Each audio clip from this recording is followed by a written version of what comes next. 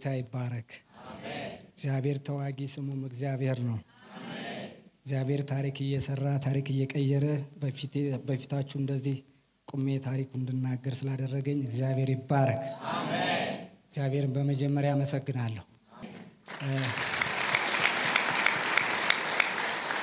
እግዚአብሔር እንግዲህ 2005 አካባቢ በጣም ከፍተኛ በሞዬ አሽከርካሪ ነኝና ከፍተኛ አደጋ አትርፎኛል 2014 13 በሞትና በኔ መካከል አንድ እርምጃ ሲቀር ሁለት ጊዜ አትርፎኛል ሁለት ጊዜ ወደ ዋናው ጉዳይ ሲገባ 2015 ላይ ያሽከረከርኩ ያለ የሆነ የትራፊክ ከባድ የሆነ አደጋ ገጠመኝ በዛ ችግር እስር ቤት ገባው በዋስ ወጣው እንደገና ድጋሚ 2016 ላይ ደግሞ መደበኛ ክስ ተከፈተብኝ በአቃቤ ሕግ ክሱን እየተከታተልኩ የሀይር ላይፍ መማራለሁ ያ መጽሐፍ ቅዱስንም ጥናት እሱንም አጠናለሁ እያልኩኝ መጨረሻ ላይ ግን ይሄኛውን አቋረጥኩኝ የመጽሐፍ ቅዱስ ጥናቱን ሀይር ላይፍን ቀጠልኩ ፍርዱን ተከታተልኩ ፍርዱ ቀጠለ እኔም እከታተላለሁ መጨረሻ ላይ ሰኔ አካባቢ መከላከያ ምስክር ማሰማበት ነበርና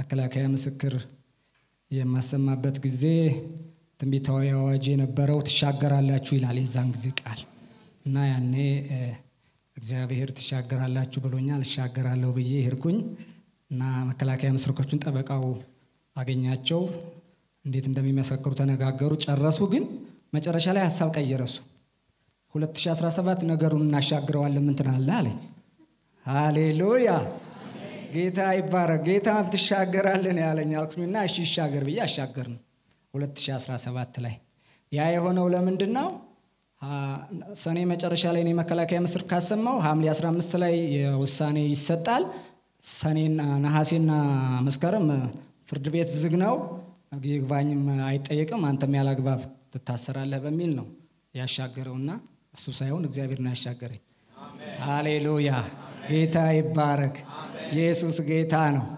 ሃሌሉያ እና መስከረም 27 2017 ተቀጠረ ሄድኩኝ ልጆቼን ያው ሁለት ልጆች አሉኝ ወደ ስራ ነው የምሄደው አልኳቸው ስራ ነው የምሄደው ሌላ አልሄድም አልኳቸው ስልክ ምናምን አሉ ስልክ የሌለበት ኔትወርክም የሌለበት ነው እኔ ከፈለኩ ደውላለሁ እንጂ ስልክ የለም አልኳቸው ሄድኩኝ ያው ማረፊያ ቤት ገባው ጥቅምት 5 ውሳኔ ተሰጠ ጥቅምት 5 ውሳኔ ተሰጠ ጥቅምት 8 ወደ ቃሊቲ ማረፊያ ቤት ገባው በጣም እዛ ስገባ ከባድ ነው ድባቡ ያስፈራል ነገሮች ሁሉ በጣም ከባድ ናቸው ግን በጣም ደግሞ እግዚአብሔር በጣም የረዳኝና እግዚአብሔር በጣም ከኔ ጋር መሆኑን ያወቁት ኢየሱስ ክርስቶስን ያወቀ ሰው በየትኛውም ችግር ቦታ ቢሄድ ምንም እንደማይሆን ያኔ የገባኝ ሌሎች በተለያየ ውዥንብር ውስጥ ሲገቡ እኔ ግን መጽናናት ውስጥ ያለ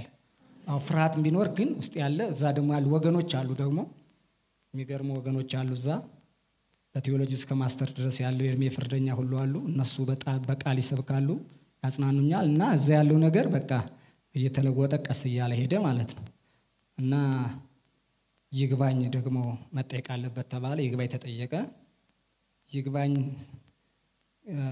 የሚጠየቀው ትንሽ ዘግይቶ ስለነበረ ወደ ሌላ ቦታ የስር ዝውውር ስለሚኬድ እና ቶሎ ብለህ ይግባኝ ያስመጣ ብለው እዛ ያሉ ሰዎች ደግሞ ግራ ገቡኝ እና በጣም ግራ ገባኝና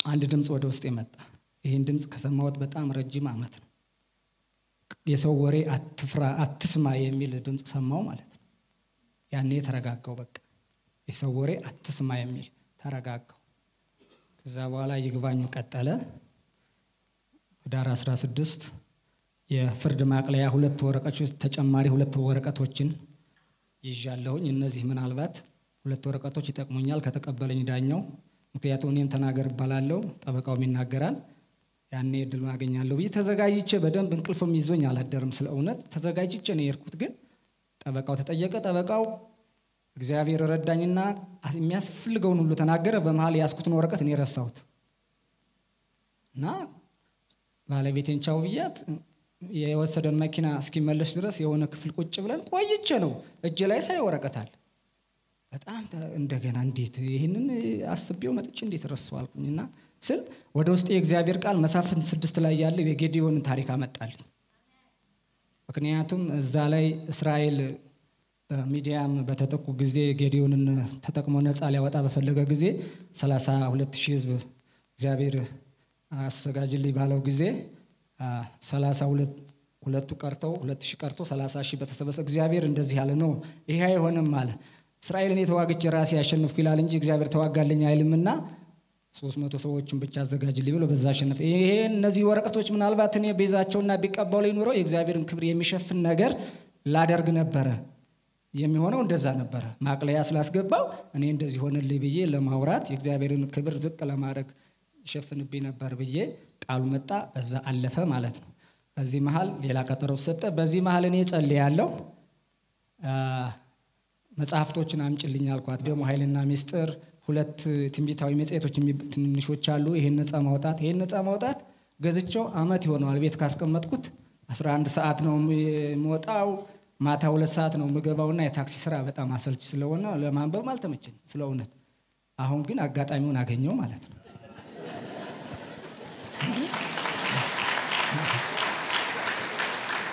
ትንሽ ናት፣ 3 በ3 የሆነች ናት ቸርቿ። እዛ ውስጥ አንድ ሰው አለ። በቃ እኔ ያለሁኝ እኔ እየገባው ተመቸኝ። በቃ መጸለይ ነው ማንበብ ነው። ከዛ አንብቤው ሲጨርስ አንድ እንግዳ ስሜት ተሰማኝ፣ አቅለሸለሸኝ። ከዛ ሽንት ቤት ይርኩኝና ስለ ምንም የለም። ይሄ 3 ቀን ሆነ። አይ ነገር አልኩና ድጋሚ በትኩረት ሰጥቼ 2 ጊዜ አነበብኩት ማለት ነው። ካነበብኩት ከ3 ቀን በኋላ ገባውና አሁንም መጸለይ ጀመርኩኝ። እግዚአብሔር ሆይ እንዳገለግል ትፈልጋለህ? እስር ቤት የመጣሁት ለምንድን ነው? እንዳገለግል ከፈለግከው ምልክት እፈልጋለሁ አልኩት። መንፈስ ቅዱስ ይሄው ልቤን ከፍቻለሁ፣ ማንም የለም፣ እኔ እናንተ ብቻ ነን ያለነው፣ የፈለግከውን አድርገኝ አልኩት። ከዛ በኋላ አስታወከኝ። በቃ ሶፍት አጋጣሚ ይዤ ስለነበረ በጣም ከውስጤ ፍንቅል ብሎ ወጣ ማለት ነው። ሃሌሉያ ጌታ ይባረክ። ከዛ እዚህ መጽሐፍ ላይ ሳነብ 2 ሰዎች የሰጡት ምስክርነት አለ። በባዕድ አምልኮና በልብስ በመናምን የመጣ ካለ የሚል እሱን ስላየው አባቴ የሰጠኝ የሆነ ነገር ነበርና ጌጣጌጥ ነገር እሱ ይሆናል ብዬ ነበር የምጠብቀው። አይደለም ለካ ልጅ እያለሁኝ ገጠር እያለሁ እዚህ ጋር የተነቀስኩት ንቅሳት ነበር። መንፈስ ቅዱስ ወደዛ እዚህ ጋር ነው የወሰደኝ። ልክ ያሆነው በኋላ ይሄን ንቅሳት ለትምህርት ተብሎ ልጅ እያለሁ እዚህ ጋር የተነቀሰ ደብተራ ቤት ሄዶ የተነቀስኩት ንቅሳት እሱ እንደተመታ አርገም እንደተሰበረ አንተና ላይ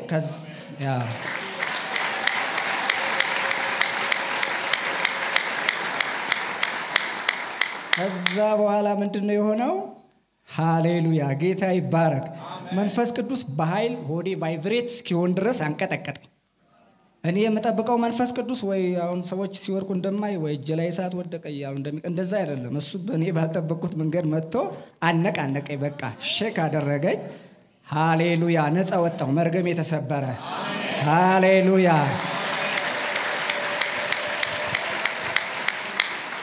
ከፍርድ ቤት ውሳኔ በፊት መሰበር ያለበትን ጌታ ሰበረ ማለት ነው። በዛ መሃል አገልጋዮች እየመጡ ይጠይቁኛል። የተጸለየበት ዘይት ይዘው ግንባሬን ቀብተው ኢየሱስ ክርስቶስ ደም ነው፣ እኛ ከዚህ በኋላ ካንተ መቆየት አንፈልግም፣ ተስማምተናል አሉ። እኔም ተስማምቻለሁ አልኳቸው። እግዚአብሔር ይባረክ። ደግሞ 2 3 4 እየሆኑ ሐሙስ ቅዳሜ እየመጡ ቃሉን እየሞሉኝ ነው የሚሄዱትና ጥበበኞች ናቸው የሚመጡት አገልጋዮች። ጠይቁ በጣም የሚገርሙ ናቸው በእውነት። አሁን በዚህ ፍርዱ ቀጠለ። ቀጠሮ ይታያል አይታይ የሚባለው በሁለተኛው በሶስተኛው ላይ ይታያል ተባለ። በአራተኛው ላይ መጨረሻ ውሳኔ ነው። በአራተኛው ምንድነው የተባለው?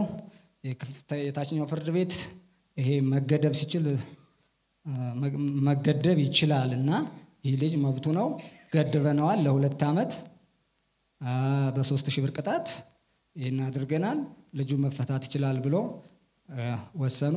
እግዚአብሔር ይመስገን ከመርገምም ነፃ ወጣው፣ ከስጋዊም ተፈታው፣ ከልጆችና ከቤተሰብ ጋር ተቀላቀል።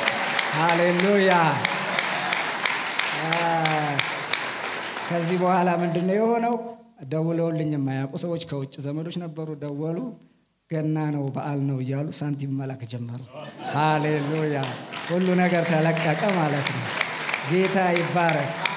እዛ ግን ማረሚያ ቤት አንድ ወንጌላዊ አለ መጋቢ ግርማ ነው የሚባለው እድሜ ልክ ፍርደኛ ነው በቃል በቴዎሎጂ ማስተር ድረስ የተማረ ነው እስር ቤቱ ነው ጸልዩልኝ ብሏል ጸልዩልኝ ምህረት ጌታ እግዚአብሔር ምህረት እንዲያደርግልኝ ማለት መንግስት ምህረት አለውና በዛ እንደወጣ ይጸልዩልኝ ንገሩልኝ ብሏል እሱ ወንድም በጣም የረዳኝ ነው ከጌታ በታች ያጽናናኝ ነው እግዚአብሔር ይመስገን ስለ ሁሉ ስሙ ይባረክ እግዚአብሔር ለዘላለም ጌታ ነው ሃሌሉያ